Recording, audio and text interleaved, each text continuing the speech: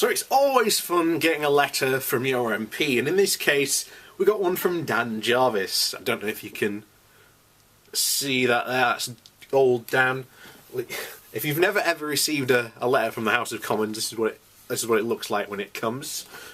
But anyway, so this is the letter to Dan. So basically I sent him a letter telling him that he should vote against the withdrawal bill, because quite frankly the Henry VIII clauses are generally quite terrifying. As I've said before on this channel, 5 MPs could walk into a room and literally a law could disappear overnight, gone, like that. No debate, no parliamentary vote, nothing. So it is potentially quite dangerous, considering as well when you consider the fact that the Conservatives have also decided to stack select committees in their favour as well. So, first of all, thank you for contacting me regarding the EU withdrawal bill. I very much share your concern about the potential impact of this legislation, which is sometimes known as the repeal bill. It would put enormous and unaccountable power in the hands of government ministers, sideline Parliament in key decisions, and put important rights and protections at risk. This is why I voted against the bill in the House of Commons this week.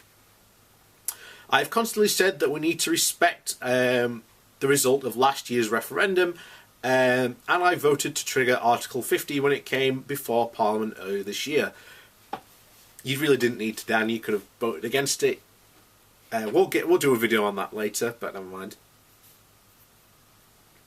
However, the bill I voted against this week was not about whether the UK should leave the EU, but about how it should be done and whether we will seek to protect parliamentary sovereignty as we leave the EU.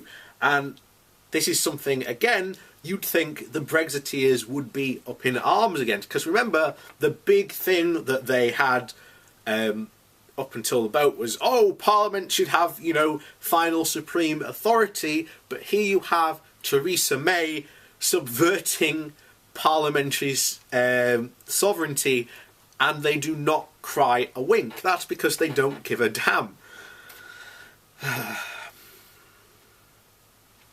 So anyway, he continues. This bill would allow the government to introduce sweeping changes to legislation without consulting Parliament. It will also allow fundamental rights and protections to be eroded through secondary legislation without any meaningful parliamentary scrutiny. Furthermore, it would be no guarantee that the UK would keep pace with future development of workers' rights within the EU, which I believe we should be seeking to match. In the recent general election, Labour stood on a platform on replacing this repeal bill with an EU rights and protections bill, which would ensure that there were no detrimental changes to workers' rights, equality law, consumer rights, or environmental protections as a result of Brexit. It would further to seek a transitional arrangement with the EU so that we could avoid the cliff edge of a hard Brexit without a deal, which would be incredibly damaging to our economy. Good to know that Dan Jarvis is a soft Brexit guy, although preferably I'd like him to just stand up and say, yeah, no Brexit. People made it very clear during the referendum campaign that they wanted our Parliament to have a much greater say over our laws. You do have say over the laws, Dan. That's something incredibly annoying. You do have final say. Parliament is the final sovereignty over any law that was passed. The government even released a white paper saying that that was the case, Dan. And what's even funny, Dan, you made this point several times on Facebook leading up to the referendum. In fact, your arguments are still there on your Facebook page leading up to this point, where you were arguing with someone who said that we no longer had rights to make laws, and you corrected them saying that Parliament was the final sovereignty in the UK. So that's super annoying. Anyway, he continues. This repeal bill does the exact opposite of that. Instead, it grants the government sweeping powers to change legislation without consulting the House of Commons. The government must listen to the concerns which have raised and change this bill accordingly.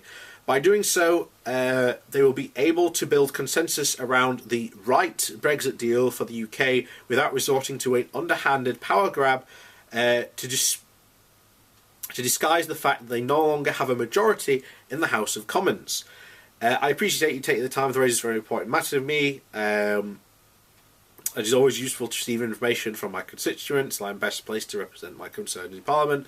Blah blah blah blah. Best wishes, Dan. So that's Dan Jarvis. So it's, in one hand, it's good to know that at least he recognises that Brexit is going to be incredibly damaging. However, to what extent he wants that, whether he is a soft Brexit guy, how hard he wants to go that. As I've said before, if Brexit is going to happen, then what we need to do to limit the most damage that's going to happen to this country is we need to end up like Norway. Norway is the way we need to go. We've done videos on this channel why that is the best route. If you want more further information on that, then I highly recommend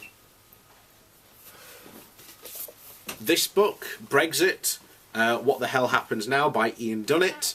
That will explain why that is the best course of action, because it is the action that does the least amount of damage. And then we can just go back into the EU later on.